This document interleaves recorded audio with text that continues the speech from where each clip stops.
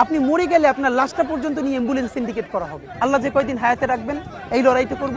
যেদিন নিয়ে যাবেন আমি স্বপ্ন দেখে যেতে চাই, আমি আমাদের এমন টিম, আমি আমার সন্তানকে রেখে যেতে চাই, আমার মৃত্যুর পরে যেন এই লড়াই বন্ধ না হয়, এই লড়াই যেন বাংলাদেশে কিয়ামত পর্যন্ত জারি। রাঘব বোয়ালরা তাদের ছানাপোনা পাঠিয়ে চাঁদাবাজি করাবেন ঢাকা হাটের মধ্যে, আমি সংসদে দাঁড়াইয়া বিসমিল্লা বইলা প্রত্যেকের নাম প্রকাশ করে দিই, এরপরে যা আছে কপালে আমার হবে। আমি আপনাকে শুধু এটুকুন বলি, যদি আল্লাহ আমাকে এমপি বানায়, বাকি 299 জন এমপি তার ভোটারদের কাছে ইনশাল্লাহ পরবর্তী নির্বাচনে চাপের মুখে পড়বেন ভালো অর্থে, এবং তারা শুনতে বাধ্য হবেন যে এই ছেলেটা এইটা পারলে আপনারা কেন পারলেন না।